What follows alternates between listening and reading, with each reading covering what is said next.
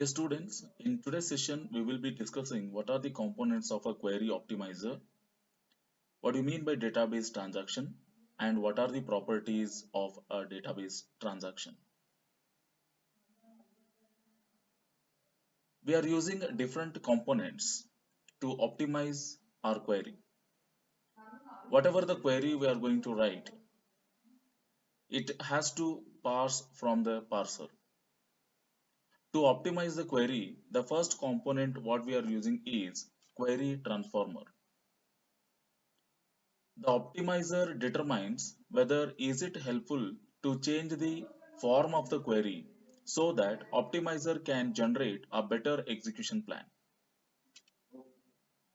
We can write different forms of a queries here which can generate the same output,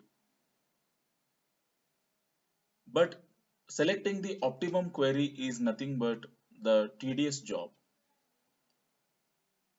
Selecting the good query so that it can consume less execution time, it can consume minimum resources.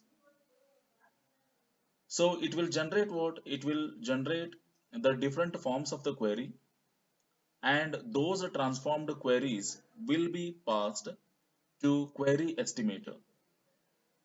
Query estimator is the next component which will accept all those transformed queries, and it is going to estimate the cost of each queries based on its statistics which are available in a data dictionary. It requires, because the plan what we are going to select, we need to estimate the cost of each plan here. So this cost of each plan will be based on the number of rows or records affected by the query, and also the time taken to execute a query.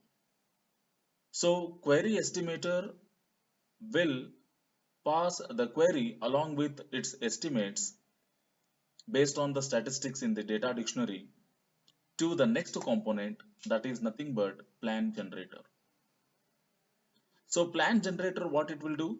It will accept all the queries and along with the estimates which are coming from the query estimator component, and it will compare the cost of a plans, and it is going to choose the lowest cost plan which is known for better execution.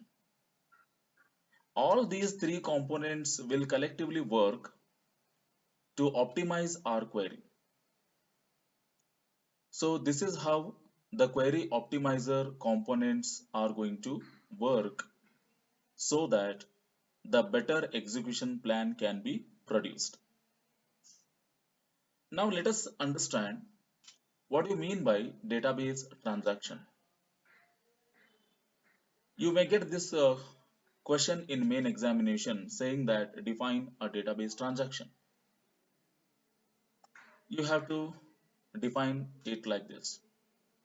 A database transaction is a sequence of operations, sequence of statements which are performed collectively as a single logical unit of a work to achieve a common task. Assume that I want to transfer money from one account to another account. This online money transfer is nothing but a database transaction which is consisting of a sequence of operations. As you can see here, there is a sequence of operations of a sending and as well as receiving. When we try to transfer money from one account to another account, one account has to get debit and another one account has to get credit. Suppose if the money transfer happens successfully from one account to another account, the amount at the sending side has been debited and the amount at the receiving side has been credited. The sequence of operations indicating the success rate here, those are indicating the successful execution. Then I can say that the entire database transaction is successful. Sometimes what happens, whatever the money we are sending, It will be debited from our account, but due to some network issues or technical issues, it may not credit at other side. This may happen due to some technical errors. This may happen due to some hardware issues, network issues, etc. But this time, I cannot say the database transaction is successful, even though our amount has been debited from my account, but it has not credited at the other end. One sequence of operation is success, but another operation is failure here. This time I cannot say that the entire database transaction is successful. It is unsuccessful, I can say, or it is nothing but indication of a failure execution of a transaction. There are certain properties belonging to a transaction. Whatever the database transactions we want to execute, it has to ensure main four properties, which are called as ACID properties. ACID properties, these are also called as the properties of a transaction. A stands for atomicity, C stands for consistency, I stands for isolation, D stands for durability. Let us see one by one what these properties are going to ensure. The first property is nothing but atomicity property. It has to ensure by the DBMS software what we are using for maintaining our database. DBMS is a complex software which is used to maintain our database in a systematic manner. This software has to ensure this property, that is atomicity property. What it says? This property says that it has to execute all the transactions or none of the transactions it has to execute. Assume that we are having a sequence of transactions here. You can see here I have listed some of the sub transactions up to 5. Atomicity property says that it has to execute all the transactions successfully or none of the transactions it has to execute. Suppose sometimes it may happen like this also. Some of the transactions may execute and some of the transactions may indicate failure of execution. This should not happen. That is what atomicity property says. It has to execute either all the transactions or none of the transactions it has to execute. That is what atomicity property. The next property is consistency property. Consistency property has to ensure by database administrator. He has to take care of consistency property. What it says, whatever the data we are going to store in a database, it must be in a complete form. It must be in the state of consistent. Any data which is in incomplete form, it should not store. That is nothing but the data with inconsistent state is not acceptable. If I want to store the passing or failing value here, so here either I need to accept a pass as a value or fail as a value. So this is nothing but the consistent state of the value. Suppose if I try to apply it for revaluation value, so this is nothing but inconsistent state of a data. It should not accept such inconsistent data in our database. But rest of the values are acceptable. Those are nothing but in a consistent state, I can say. So this is nothing but consistency property, and this property have to ensure by DBA, that is database administrator, and he will implement certain programs to achieve this. And the next property is isolation property.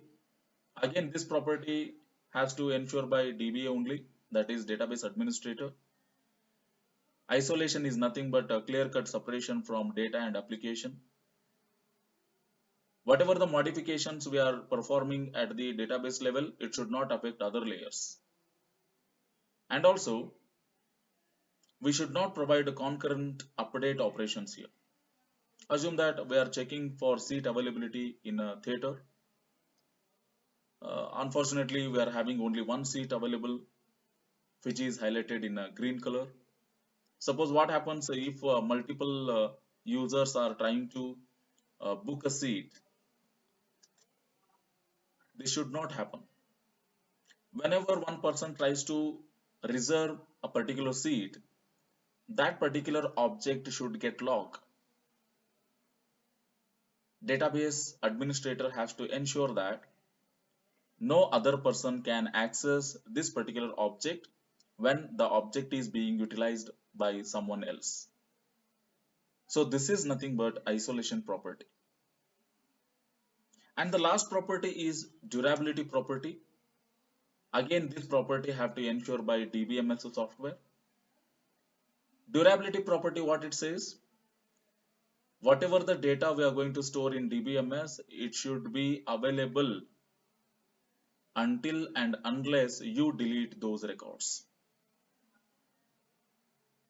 Doesn't mean if we store a record today and even after 20 years, that record should be available in DBMS. That is nothing but durability. The whatever the data we are going to store, it must be available until and unless I explicitly delete those records. That is nothing but durability property. Assume that end user sometimes wants to execute certain transactions, and even this may happen during the execution. System may crash. But how about durability here? Anyhow, user thinks that I have executed all those 5 transactions, but during execution time, what happens? The system may get crash. But DBMS will ensure that whatever the transactions have been executed by the end user,